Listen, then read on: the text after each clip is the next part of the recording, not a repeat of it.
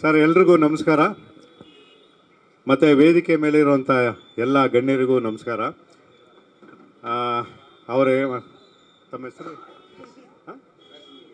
ರಶ್ಮಿ ಅವರು ಹೇಳಿದಾಗೆ ನಾವು ಅವರು ಮಾತಾಡ್ತಾ ಇದ್ವಿ. ಅವ್ರು ಕೇಳಿದ್ರು, ಸರ್ ಯಾಕೆ ನೀವು ಇಲ್ಲಿ ಹಾಡನ್ನು ಬಿಡುಗಡೆ ಮಾಡ್ತಾ ಇದ್ದೀರಂತ. ನಾನು ಅವ್ರಿಗೆ ಹೇಳಿದೆ, ಐಷಾರಾಮಿ ಹೋಟ್ಲುಗಳಲ್ಲಿ ಮತ್ತು ಎಲ್ಲ ಸೆಲೆಬ್ರಿಟಿಗಳ ಜೊತೆ ಮತ್ತೊಬ್ಬರ ಜೊತೆ ಇನ್ನೊಬ್ರ ಜೊತೆ ಸಾಂಗ್ನ ಬಿಡುಗಡೆ ಮಾಡೋದು ಸರ್ವೇ ಸಾಮಾನ್ಯ.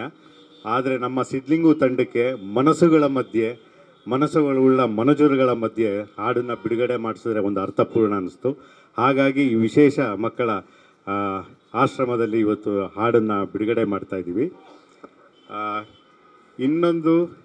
ಒಂದು ಸಿದ್ಲಿಂಗ್ ಅವರು ನಾಯಕ ನಟ, ಸೋನು ಗೌಡ ಅವರು ನಾಯಕ ನಟಿ, ಇಬ್ಬರು ಇವತ್ತು ಪಾತ್ರಧಾರಿಯಾಗೇ ಬಂದಿದ್ದಾರೆ. ಸಿದ್ಲಿಂಗು ಇಡೀ ಸಿನಿಮಾದಲ್ಲಿ ಇವ್ರದ್ದು ವೇಷನೇ ಇದೇ ಥರನೇ, ಸೋನು ಗೌಡ ಅವ್ರದ್ದು ಇದೇ ಥರನೇ.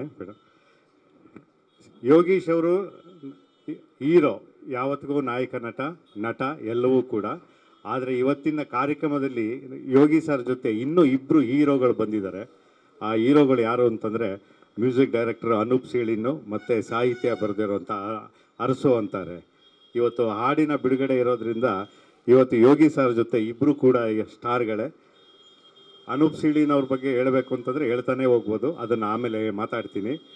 ಅನೂಪ್ ಸೀಳಿನವರು ನಿಜವಾಗ್ಲೂ ಜೀವಂತವಾಗಿ ಒಂದು ಸಂಗೀತವನ್ನು ನಮ್ಮ ಸಿದ್ಲಿಂಗು ತಂಡಕ್ಕೆ ನೀಡಿದ್ದಾರೆ. ಹಾಗೆ ಅಷ್ಟೇ ಜೀವಂತವಾಗಿರುವಂಥ ಸಾಹಿತ್ಯನ ಅರಸು ಅಂತಾರೆ ಅವರು ಮಾಡಿದ್ದಾರೆ. ಈಗ ಸಮಯ ಆಗ್ತಾಯಿದೆ, ಈಗ ಮೊದಲು ಹಾಡನ್ನು ಬಿಡುಗಡೆ ಮಾಡಿಬಿಡೋಣ. ಹಾಡನ್ನು ಬಿಡುಗಡೆ ಆದ ನಂತರ ಅನೂಪ್ ಸೀಳಿನವ್ರು ಮಾತಾಡ್ತಾರೆ. ನಿಮ್ಮ ಆಶೀರ್ವಾದ, ನಿಮ್ಮ ಬೆನ್ನೆಲುಬು, ಪ್ರೋತ್ಸಾಹ, ಬೆಂಬಲ ಸದಾ ಸಿದ್ಲಿಂಗು ತಂಡದ ಮೇಲೆ ಮತ್ತು ನಮ್ಮೆಲ್ಲರ ಮೇಲೆ ಮತ್ತು ಆಶ್ರಮದ ಈ ಎಲ್ಲ ಮನಸ್ಸುಗಳ ಮೇಲೆ ಇರಲಿ ಅಂತ ಕೇಳ್ಕೊಳ್ತಾ ನಾನು ಮಾತು ಮುಗಿಸ್ತಾ ಇದ್ದೀನಿ. Thank you.